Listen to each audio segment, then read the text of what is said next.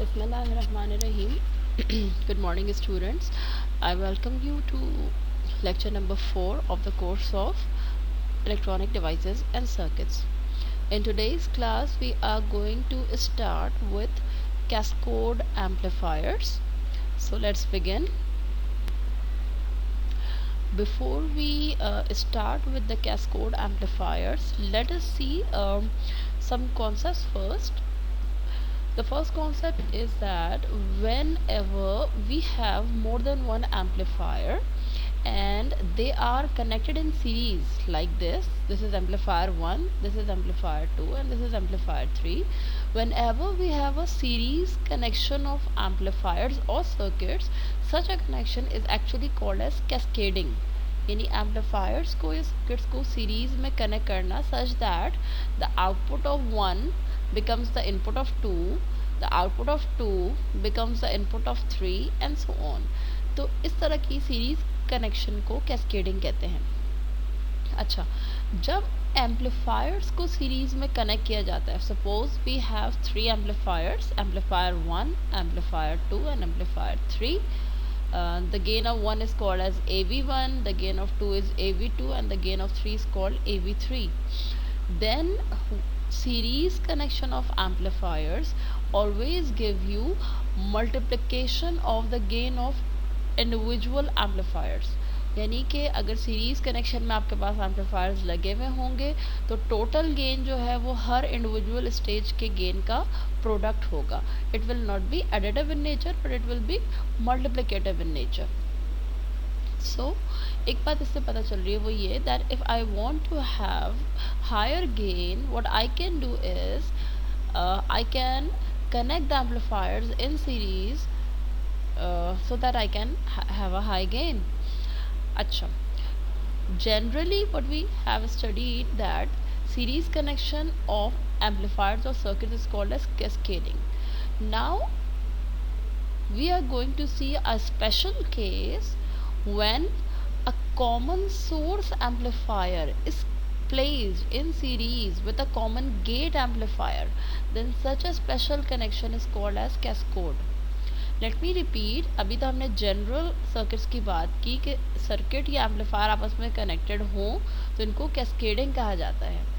अगर कभी ऐसा किया जाए कि कॉमन सोर्स एम्पलीफायर के आगे कॉमन गेट एम्पलीफायर लगा दिया जाए सीरीज में, तो ये वाला जो कनेक्शन है इस स्पेशल कनेक्शन का या इस स्पेशल कॉन्फ़िगरेशन का नाम जो है वो कैस्कोड कहलाता है.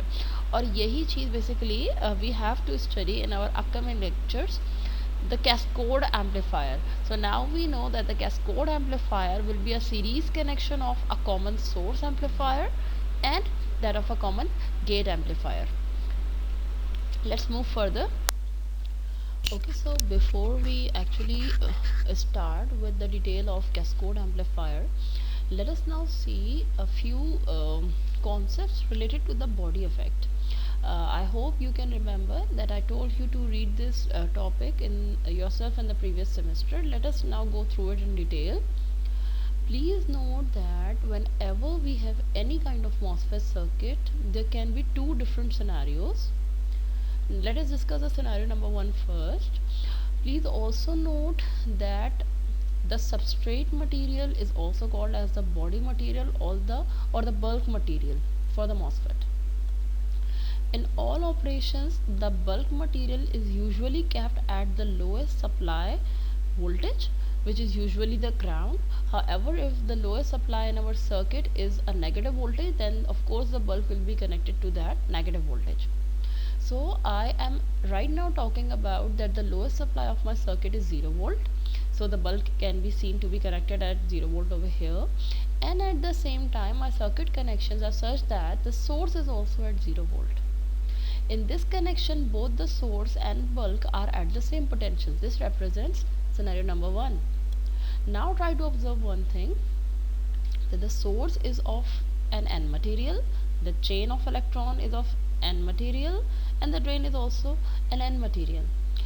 होगा क्या, whenever this complete N material, एक तरह से देखा जाए ना ये पूरा एक N material है, whenever this N material comes in contact with the substrate which is actually a P type material, we should try to recall the diode theory, which says that whenever there will be a contact between N material and a P material, there will be a depletion region in between them, and we will not be the one creating this, it will be automatically created. तो इसका मतलब क्या हुआ? इसका मतलब ये हुआ कि अब तक हमने इस चीज़ को डिटेल में स्टडी नहीं किया था और इस पॉइंट को नहीं उठाया था while we studied MOSFET theory, और हमने इस बात को देखने की कोशिश नहीं की कि जब कभी भी एक एन और एक पी, ये देखें एन जो है ये सोर्स, चैनल और ड्रेन हो गए, और ये पूरा बल्क आपका जो है वो पी मटेरियल हो गया। तो जब कभी भी ये एन और पी मटेरियल एक दूसरे के साथ इन कांटेक्ट में होंगे, डेफिनेटली इनके दरमियान में ये जो मैंने डॉटेड से शो किया है एक डिप्लीशन रीजन क्रिएट हुआ होगा, जो कि बहुत ही नैरो होगा। इसलिए नैरो होगा कि the source and the drain both are at the same potential. एक नॉर्मल डिप्रेशन रीजन दोनों के दरमियान क्रिएटेड होगा। हमने अब तक प्रीवियस किसी डिटेल में we did not consider this effect so as to keep the things more and more simple. However this will certainly be there, ये यहाँ पे यकीनन होगा। So in a scenario when both the source and the bulk are at the same potential, the depletion region does exist but it is very thin, and this scenario is called as a no body effect scenario. इसमें कोई body effect नहीं होगा क्योंकि source और bulk एक ही potential पे हैं। Body effect arises when we have scenario number 2 where the substrate is connected to a lowest supply or the ground supply as usual, and the source terminal is no more a 0 volt terminal, it is actually connected to some higher voltage। आपने ऐसे बहुत सारे circuits पढ़े हैं, solve किए हैं during the analysis where the source voltage was not zero and the source had some value because of the presence of source resistor at that terminal। तो ऐसे सर्किट्स हम स्टडी कर चुके हैं। तो पता ये चल रहा है कि जब कभी भी सोर्स का टर्मिनल वोल्टेज ज़्यादा हो, बल्क वोल्टेज ज़ीरो तो होता ही है। तो इस केस में अब अगर आप इस सिनेरियो को ऑब्जर्व करें तो सोर्स बेसिकली एक एन मटेरियल है, it is at a higher voltage. Bulk material P material एक पी टाइप मटेरियल है which is at a lower voltage which is zero. This is representing a reverse bias between the source and the bulk terminal, जिसकी वजह से क्या होगा, जिसकी वजह से आपको पता है कि रिवर्स बायस के अंदर डिप्लीशन रीजन इंक्रीज हो जाता है। As a result of this आप देखेंगे कि सोर्स के दरमियान और बल्क मटेरियल के दरमियान डिप्लीशन रीजन वाइड हो गया। ये जो मैं ये स्पेस दिखाया इन दोनों के दरमियान का, ये बेसिकली डिप्लीशन रीजन है, ठीक है। तो डिप्लीशन रीजन वाइड हो गया between the source and the bulk। This widening of depletion region will have some impact on the depth of the channel। वो क्या होगा कि देखें डिप्लीशन रीजन जब क्रिएट होता है तो वो उस रीजन के अंदर से तमाम के तमाम फ्री कैरियर्स को हटा देना चाहता है। ये सोर्स रीजन, ये ड्रेन रीजन और ये channel region, they are all those regions where free carriers are in abundance. और वो कौन से फ्री कैरियर है, इलेक्ट्रॉन्स यहाँ पे अबंडेंस में हैं। जब डिप्लीशन रीजन क्रिएट होगा तो वो यहाँ पर अपनी जगह बनाने की कोशिश करेगा और चैनल को पुश बैक करने की, ऊपर पुश करने की कोशिश करेगा कि चैनल ख़त्म हो जाए, ठीक है। वो चैनल को अपनी जगह से हटाने की कोशिश करेगा। तो अब जैसा कि चैनल मैंने यहाँ बना हुआ दिखाया है, चैनल बना हुआ होने का मतलब क्या है कि यहाँ पे कोई ऐसा गेट वोल्टेज अप्लाइड है इस मॉसफेट के ऊपर जिसने कि चैनल एक स्पेसिफिक डेप्थ का बनाया हुआ है। अब अगर सिनेरियो ऐसा हो रहा है कि सोर्स हायर पे है, बल्क ज़ीरो पे है, तो इसका मतलब है सर्किट में सोर्स और बल्क के दरमियान एक डिप्लीशन रीजन इंक्रीज हो रही है, रिवर्स बाइजिंग बढ़ रही है, जो कि चैनल को इन इफेक्ट धक्का दे रही है कि वो वापस से ख़त्म हो जाए। इन अदर वर्ड्स, जिस गेट वोल्टेज पे एक चैनल बना हुआ था, अब उसी गेट वोल्टेज के ऊपर चैनल उतनी डेप्थ का नहीं होगा बल्कि ओरिजिनल से कम वैल्यू का होगा। इसलिए कम वैल्यू का होगा कि ये डिप्लीशन रीजन इसको वापस धक्का दे रहा है। तो पहली बात जो मुझे पता चली वो ये कि that the body affect actually affects the depth of the channel. Channel की डेप्थ को ये अफेक्ट कर रहा है क्योंकि स्पेसिफिक गेट वोल्टेज में जो चैनल की डेप्थ होती वो कम हो गई। क्यों कम हो गई? इस बॉडी इफेक्ट के पुश बैक करने की वजह से कम हो गई। सो मैं कहूँगी कि शायद इस मॉसफेट थ्रेशोल्ड वोल्टेज की रिक्वायरमेंट बढ़ गई है। क्यों बढ़ गई है? क्योंकि पहले कम गेट वोल्टेज के ऊपर डीप चैनल बन रहा था, लेकिन अब उसी गेट वोल्टेज के ऊपर चैनल जो है वो थिन बन रहा होगा। तो what we say that the body effect in other words affects the threshold voltage of the MOSFET.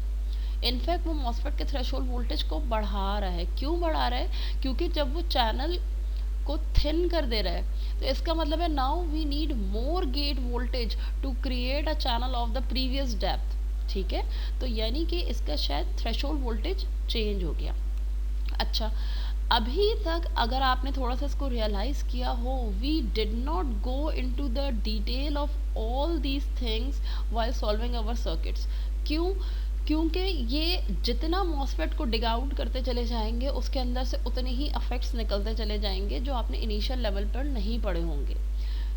Book में भी आपने इनिशियली मॉसफेट की बेसिक थ्योरी पढ़ी और आपने कहा कि हाँ भाई सोर्स वोल्टेज ये है, बल्क वोल्टेज ये है। आपने इतने डीप डाउन इफेक्ट्स को कंसिडर नहीं किया कि सोर्स का वोल्टेज ज़्यादा होने से चैनल अपनी वैल्यू से जो है वो कम हो जा रहा है, उसका थ्रेशोल्ड चेंज हो जा रहा है। We did not consider all these effects while solving the numericals, क्योंकि बुक में भी ऐसे ही दिया हुआ था कि ये सेकेंडरी इफेक्ट्स हैं, हम इनको निगलेक्ट करके आसानी के लिए न्यूमेरिकल्स इनको निगलेक्ट करके सॉल्व कर सकते हैं। ठीक है, however when we are doing some accurate analysis, when we are doing some sensitive analysis, we cannot ignore these effects। ठीक है, तो अब इस पूरी बॉडी इफेक्ट को पढ़ाने का समरी क्या था यहाँ पर? वो ये था कि जब मॉसफेट के अंदर इस किस्म का अफेक्ट हो रहा है जिसमें कि थ्रेशोल्ड वोल्टेज जो है वो हमारे करंट को और चैनल को जो है वो, जब चैनल को अफेक्ट कर रहा था इसका मतलब है करंट को अफेक्ट कर रहा है। अब तक हमने जितनी भी एनालिसिस की है, हमने किसी भी जगह पे इस बॉडी इफेक्ट को कंसिडर नहीं किया। समरी अब बेसिकली ये है कि now we will be including the body effect in the small signal model when we will be solving the cascode amplifier. और अगर मैं थोड़ा सा मज़ीद डीप डाउन जाऊँ तो मैं ये बता दूँ कि body effect common source amplifier में नहीं होता when the source terminal is grounded। ज़ाहिर जब उसका सोर्स टर्मिनल ग्राउंडेड है तो कॉमन सोर्स एम्पलीफायर में बॉडी इफेक्ट का कोई सवाल नहीं है। Body effect mainly arises in common gate amplifier, क्योंकि आपको पता है कि कॉमन गेट एम्पलीफायर में सोर्स टर्मिनल ही गेट टर्मिनल पे लगा हुआ होता है और सोर्स टर्मिनल लगा हुआ होता है। मैं कह रही हूँ एसी सप्लाई जो है वो बेसिकली आपकी सोर्स टर्मिनल पे लगी हुई होती है और एसी सप्लाई की अपनी कुछ रेजिस्टेंस भी होती है, आपको पता है। तो इट मीन्स दैट कि कॉमन गेट एम्पलीफायर के अंदर जो सोर्स टर्मिनल है it is not at a zero voltage, therefore we should consider that it must have some body effect, उसके अंदर बॉडी इफेक्ट होगा। So since we are now going to study the cascade amplifier where we will be coming across a common gate amplifier in the circuit, we should consider the body effect। वो कैसे consider करेंगे वो हम small signal model के अंदर कुछ changes करेंगे, वो भी हम आगे चल के देखते हैं। Okay, now we are going to see the significance of cascade amplifier, why this amplifier was actually made। Let us first look at the circuit। Please note that a cascade amplifier consists of two transistors Q1 and Q2, a current source and a load। Please always remember that the load represents the input resistance of the circuit that will be connected at the output of this cascade। कभी भी जो RL होता है वो RL किस चीज़ को include कर रहा होता है कि हम इस सर्किट के आगे जो भी सर्किट लगाएंगे जो उसकी इनपुट रेजिस्टेंस होगी वो हमारे सर्किट का लोड बन जाएगी। तो हम लोडिंग इफेक्ट को चेक करते हैं कि अगर इस सर्किट के आगे कभी कोई लोड लगा तो ये सर्किट कैसा बिहेव कर रहा होगा उस रेजिस्टेंस की मौजूदगी में, जब भी हम अपने हर सर्किट्स के ऊपर RL लोड लगा के चेक कर रहे होते हैं। Anyways, अब अगर आप जरा Q1 को try to observe Q1, the input is being applied on the gate, the source terminal is grounded। Input आप दे रहे हैं गेट पे, सोर्स टर्मिनल ग्राउंडेड है। This is actually a common source amplifier because the only terminal left for taking the output is the drain terminal. तो ये आपका common source हो गया। जो कुछ भी इसका आउटपुट है ड्रेन के ऊपर जो कुछ भी सिग्नल का आउटपुट आ रहा होगा वो Q2 के सोर्स पे है, यानी कि Q2 के सोर्स पे Q1 का जो भी आउटपुट है वो Q2 का इनपुट बन जाएगा, और Q2 का जो इनपुट टर्मिनल है वो क्या है, इसका सोर्स टर्मिनल है, यानी कि Q2 सोर्स से इनपुट ले रहा है, और V बायस बेसिकली एक DC सप्लाई है, हो सकता है ये ग्राउंड ही हो, और Q2 का आउटपुट टर्मिनल क्या है, Q2 का आउटपुट टर्मिनल उसका ड्रेन है। तो Q2 ने सोर्स से इनपुट लिया जो कि Q1 का आउटपुट था, और Q2 ने ड्रेन से आउटपुट दिया। It means Q2 is serving here as a common gate amplifier. This V bias is written in all capital letters indicating that this is a DC voltage. This will be a biasing voltage, not any AC voltage. So it means that कि source से आप लेंगे और drain पे आप output दे रहे होंगे, ठीक है। अच्छा, now this means that Q1 is the common source, Q2 is the common gate amplifier. Why are we actually including both these? Please note that a common source amplifier usually has a high input resistance. Why? Because the input is applied on the gate, और आपको पता है कि gate के ऊपर या तो बहुत हाई सी रेजिस्टेंस RG लगी हुई होती है, या तो ओपन सर्किट होता है, इनफाइनाइट रेजिस्टेंस। तो it is in general said for the common source amplifier that it has a very high input resistance, and at the same time if you compare the gains of common source and common gate, then the gain of the common source amplifier is usually high. In all of the amplifiers that you have studied, common gate, common source and common drain, the gain of the common source amplifier is the highest. तो common source की मैं यहाँ पे दो advantages बता रही हूँ। The first advantage is it has a high input resistance, and the second advantage is it has a high gain, और we call it a high GM। इसका गेन भी ज़्यादा होता है और इसका GM भी ज़्यादा होता है। Both of these things are the advantages of common source amplifier. However, if you try to dig down the common source amplifier into more detail, you will learn that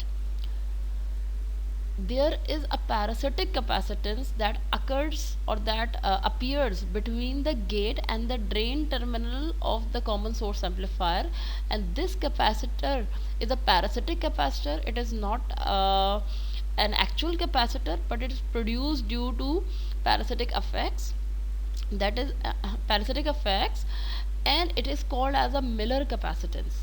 अब मैं इतनी डिटेल में नहीं जा रही, इन शॉर्ट मैं आपको ये बताऊंगी कि जिस तरह से हमने मॉसफेट के लिए पढ़ा था कि गेट के ऊपर मॉसफेट के कैपेसिटर का इफेक्ट क्रिएट हो रहा होता है चैनल और मेटल की मौजूदगी की वजह से, गेट के ऊपर एक पैरासिटिक कैपेसिटेंस बन रही होती है। इसी तरह से मॉसफेट के अंदर गेट और ड्रेन टर्मिनल के दरमियान भी पैरासिटिक कैपेसिटेंस क्रिएट हो रही होती है खुद ब खुद से, ये हम नहीं बना रहे होते, हमने इसका अभी तक जिक्र सुना ही नहीं था, ना किया था। तो ये जो कैपेसिटेंस होती है, कैपेसिटर AC एनालिसिस में क्या होता है, during the AC analysis capacitor becomes short. तो होता क्या है कि जैसे जैसे आप फ्रीक्वेंसी बढ़ाते जाते हैं ये कैपेसिटर शॉर्ट से शॉर्ट होता चला जाता है, इसकी रेजिस्टेंस कम से कम होती चली जाती है। If you increase the frequency the reactance of the capacitor reduces, ठीक है। तो हायर फ्रीक्वेंसी के ऊपर जब हम काम करने की कोशिश करते हैं with the help of a common source amplifier, ये कैपेसिटर शॉर्ट होने लगता है, और क्या करता है, जब ये कैपेसिटर शॉर्ट होगा तो गेट टर्मिनल को और ड्रेन टर्मिनल जो कि इनपुट और आउटपुट टर्मिनल्स हैं आपस में इनको डायरेक्टली शॉर्ट करने की कोशिश करता है। Q1 के इफेक्ट को क्या होगा, इससे Q1 का इफेक्ट नलिफाई होने लगेगा। तो इस केस में कॉमन सोर्स एम्पलीफायर का हाई फ्रीक्वेंसी रिस्पॉन्स अच्छा नहीं होता। High frequency means when we try to operate the common source amplifier at a high frequency, the capacitor, which is a parasitic capacitor appearing between the gate and the drain of the Q1 common source amplifier, becomes short, or it offers less and less resistance. Therefore the signal coming over here does not try to go through transistor Q1, but instead it tries to go through this capacitor and try to reach the output terminal of Q1। मेरी बात समझ में आ रही है? High frequency होती है तो capacitor short होने लगता है, और सिग्नल आने के बाद Q1 से गुजर के इस पॉइंट पे पहुंचने के बजाय इस कैपेसिटर के थ्रू आउटपुट टर्मिनल पे पहुंचता है, nullifying the effect of transistor Q1। तो Q1 या कॉमन सोर्स एम्पलीफायर के अंदर इनपुट और आउटपुट टर्मिनल का इस कैपेसिटर के थ्रू कनेक्ट हो जाने से ये होता है कि ये जो कैपेसिटर होता है हाई फ्रीक्वेंसी पे Q1 के इफेक्ट को नलिफाई कर रहा होता है, यानी Q1 के इफेक्ट को ही ख़त्म कर रहा होता है, क्योंकि ये डायरेक्ट शॉर्ट होके सिग्नल को पाथ दे रहा होता है आगे।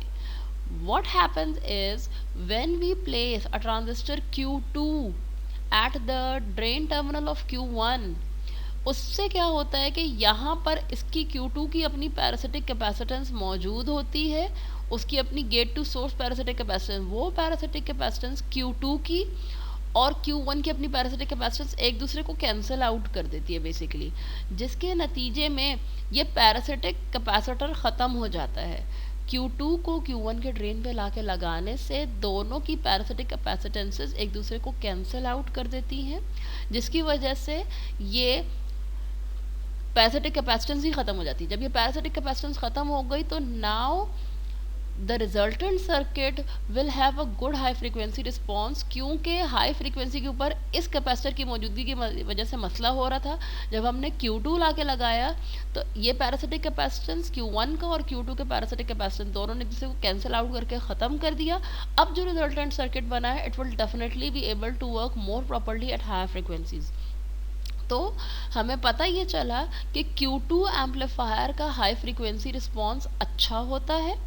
इसकी वजह से जब हम Q1 और Q2 को साथ लगाते हैं तो Q1 के अंदर एक ही प्रॉब्लम था कि वो हाई फ्रीक्वेंसी पे अच्छे से ऑपरेट नहीं कर रहा था।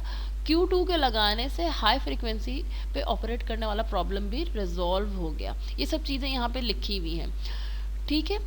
तो Q2 का Rn Q1 जितना अच्छा नहीं होता, यानी कि कॉमन गेट का Rn इतना हाई नहीं होता। कॉमन गेट का गेन Q1 जितना अच्छा नहीं होता, लेकिन कॉमन गेट का हाई फ्रीक्वेंसी का रिस्पॉन्स अच्छा होता है, जबकि Q1 में ये सारी चीज़ें उल्टा थी। आज का Rn अच्छा था, इसका गेन अच्छा था, इसका हाई फ्रीक्वेंसी रिस्पॉन्स ख़राब था। When we combine both the amplifiers together, we get a circuit having high resistance, high input resistance, having high gain as well as a high or better high frequency response. So this is the reason that we cascade common source amplifier and a common gate amplifier, and we call this configuration with a special name called as the cascode amplifier। ठीक है, ये current source लगी है। Current source क्या करता है, circuit में current की वैल्यू को फिक्स करा देता है, and then we have a resistor. What we will be doing, we will be studying the deep down analysis of this amplifier। हम Q1 और Q2 का मिला के टोटल गेन क्या हुआ है वो कैलकुलेट करने की कोशिश करेंगे। आर इन इस सर्किट का क्या है वो कैलकुलेट करने की कोशिश करेंगे। इस सर्किट का टोटल आर आउट क्या है वो हम कैलकुलेट करने की कोशिश करेंगे। Q1 के आउटपुट पे कितनी रेजिस्टेंस है वो फाइंड करेंगे, और Q2 के इनपुट पे कितनी रेजिस्टेंस है वो फाइंड करेंगे। We will be trying to analyse the small signal analysis of this amplifier to see its behavior in more detail. Now if you try to observe, I have drawn the original cascode amplifier, and here I have tried to draw its small signal equivalent। मैंने क्या किया है, ज़ाहिर है AC signal अपनी जगह मौजूद रहा VI। जब मैं स्मॉल सिग्नल एनालिसिस करूंगी तो Q1 का भी R01 कंसिडर करूंगी और Q2 का R02 कंसिडर करूंगी। And if you can recall, these resistances are always connected between the drain and the source terminals of that transistor. तो मैंने भी Q1 के ड्रेन से लेके सोर्स तक R01 बना के दिखा दी है, Q2 के भी ड्रेन से लेके सोर्स तक R02 बना के दिखा दी है। Now some DC supplies were there. V bias was a DC supply, it was written in complete capital letters. Therefore I have placed a ground, I have short circuited it and I have placed a ground in its place. Similarly यहाँ पे this was actually a DC supply, but before this we have a DC current source. DC current source becomes open circuited during the small signal analysis. जब भी मैंने पूरी की पूरी चीज़ को ही यहाँ से रिमूव कर दिया है. The capacitor became short हो गया और RL resistor is here. This is our resultant circuit for which we will be performing or making the small signal model. अब आ जाए ज़रा Q1 के ऊपर. देखें, ये बेसिक मॉडल है Q1 ट्रांजिस्टर का. एक VGS1 लगा हुआ है, GM1 VGS1 की सोर्स लगी हुई है, सोर्स टर्मिनल इसका ग्राउंड हुआ है, गेट टर्मिनल के ऊपर इसकी एक सप्लाई लगी है जिसको मैंने अच्छे से एक सप्लाई वोल्टेज की फॉर्म में दिखा दिया Vn. ये इतना मॉडल Q1 का मॉडल है और Q1 के ड्रेन से लेके सोर्स तक रेजिस्टेंस लगी हुई है R01. This is the model of the transistor Q1. ऊपर आकर देखें, Q1 के ड्रेन के ऊपर ये पूरा Q2 प्लेस हुआ होगा. अब ज़रा Q2 को देखते हैं, इतने हिस्से को देखें. This is actually representing the transistor Q2. Plus minus VGS2 ये आ गया, करंट सोर्स आ गई GM VGS2. जो ड्रेन ऑफ Q2 सॉरी जो सोर्स ऑफ Q2 है वो ड्रेन ऑफ Q1 से कनेक्टेड है. सोर्स Q2 का Q1 के ड्रेन से कनेक्टेड है. आपको पता है this is the drain terminal of Q1 and ये सोर्स है Q2 का. ये दोनों आपस में मैंने कनेक्ट कर दिए. Gate of Q2 is grounded. Gate of Q2 is grounded. GM VGS2 is the supply. अभी मैं इसको डिस्कस नहीं करी, I will discuss at the end. Q2 के ड्रेन से लेके सोर्स तक R02 कनेक्टेड है. Here it is. Q2 का ड्रेन टर्मिनल ये रहा. R02 एक रेजिस्टर है, ये यहाँ पे कनेक्टेड है. And also at the drain terminal of Q2 we have a load resistor RL whose other terminal is grounded. वो भी यहाँ मौजूद है. ड्रेन ऑफ Q2 के ऊपर V0 है और ये RL कनेक्टेड है. Now this thing actually represents the body effect. जिस ट्रांजिस्टर के अंदर आपको बॉडी इफेक्ट नज़र आ रहा हो उसके अंदर हम ये एक एडिशनल करंट सोर्स दिखाते हैं और हम ये दिखाते हैं कि GMB ये, चूँकि आपको पता है कि body effect in other words affects the depth of the channel and if the depth of the channel alters it means it is in other words affecting the current of the MOSFET. Body effect channel की depth को change कर रहा है और जब channel की depth को change कर रहा है तो इसका मतलब है चैनल के करंट को चेंज कर रहा है, यानी करंट में कुछ ऑल्टरेशन आ रही है. तो हम क्या कर रहे हैं, हमने एक करंट सोर्स दिखाई सर्किट के अंदर जिसका GMB2 डिपेंडेंट है. ये current source bulk to source voltage के ऊपर डिपेंडेंट है. B stands for the bulk voltage और द सबस्ट्रेट वोल्टेज और द बॉडी वोल्टेज. ठीक है, तो बल्क से लेके सोर्स S जो है वो यहाँ सोर्स को इंडिकेट कर रहा है, B रिप्रेजेंट कर रहा है बल्क को. तो बल्क से लेके सोर्स तक जो भी वोल्टेज होगा ये उसको रिप्रेजेंट कर रहा है और ये करंट सर्किट में प्रोड्यूस हो रहा होगा because of the value of the bulk to source voltage. जब कभी भी किसी ट्रांजिस्टर में बॉडी इफेक्ट कंसिडर करना हो हम एक्चुअल करंट सोर्स के पैरेलल में इस वाले सोर्स को भी ऐड करते हैं. ये कैसे यूज़ होगा, कैसे सॉल्व होगा, that we will be see in the next slides.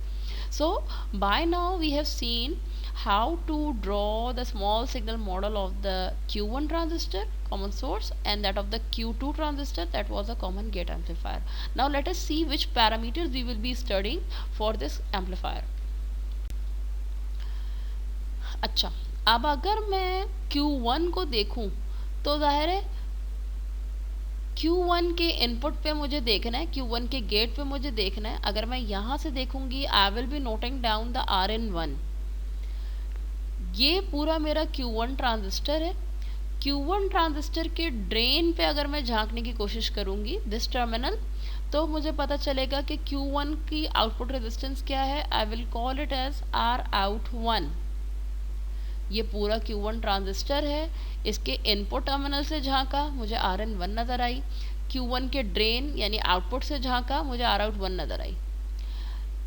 अब अगर मैं Q2 ट्रांजिस्टर की बात करूं जिसको मैंने रेड से सर्कल किया है, इसके सोर्स टर्मिनल पे मैं झांकूं तो मुझे इनपुट रेजिस्टेंस ऑफ 2 नज़र आएगी. 2 एम्पलीफायर के ड्रेन टर्मिनल पे मैं झांकूं तो मुझे आर आउटपुट ऑफ 2 नज़र आएगी।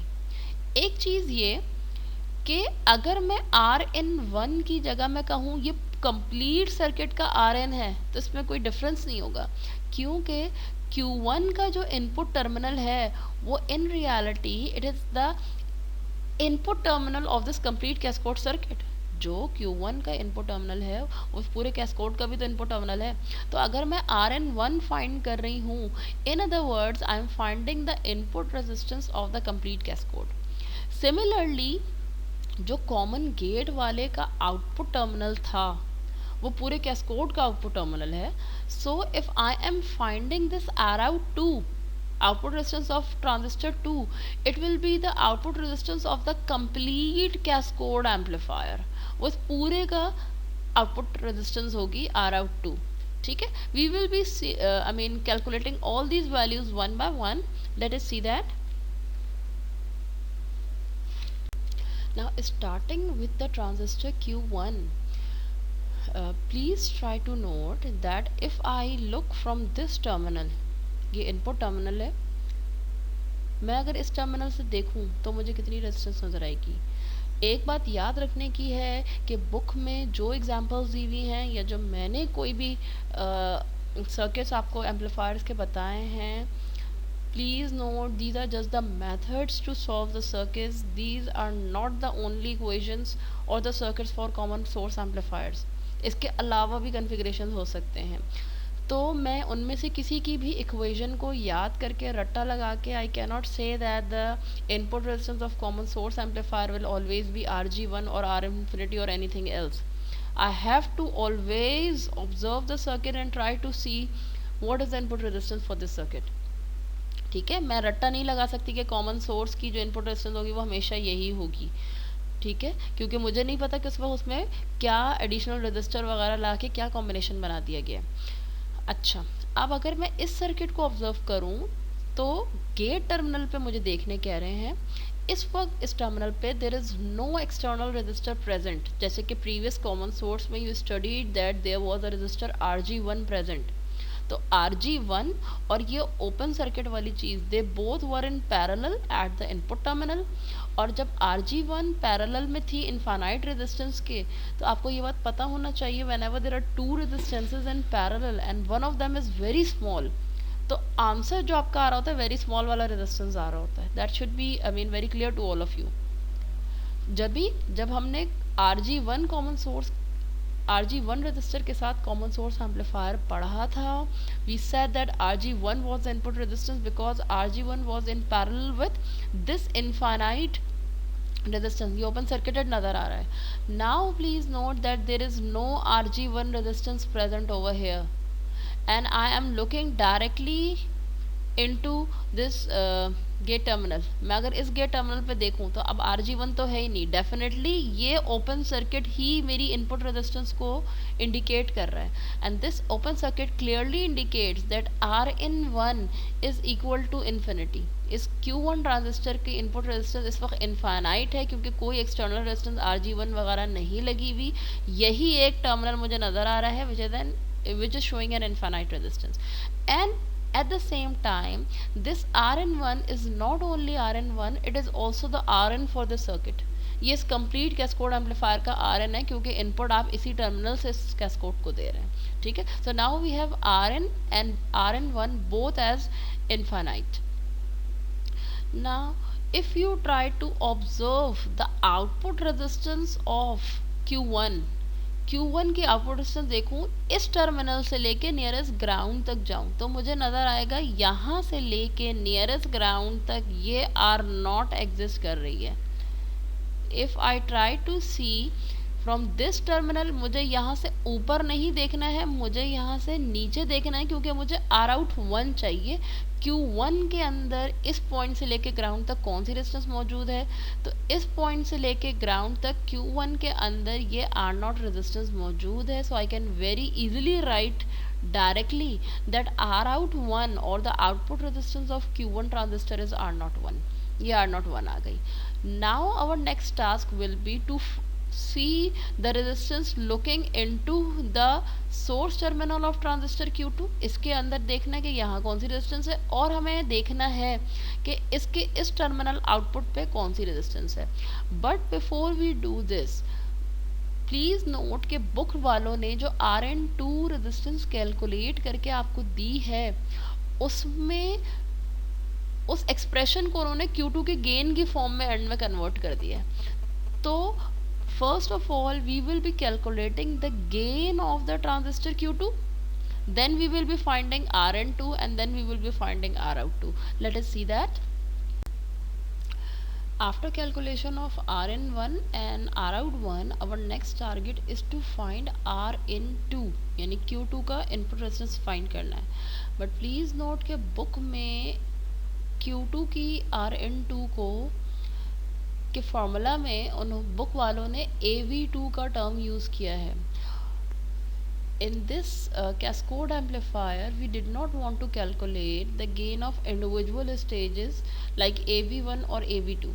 We wanted to calculate the complete gain AV total for the circuit. However, I have calculated the gain AV2 because in the book the expression of Rn2 Q2 की input resistance is written in the form of AV2, AV2 को form में लिखी हुई है। तो unless and until I do not know what the gain of stage 2 is, I cannot write Rn2 in the form of AV2.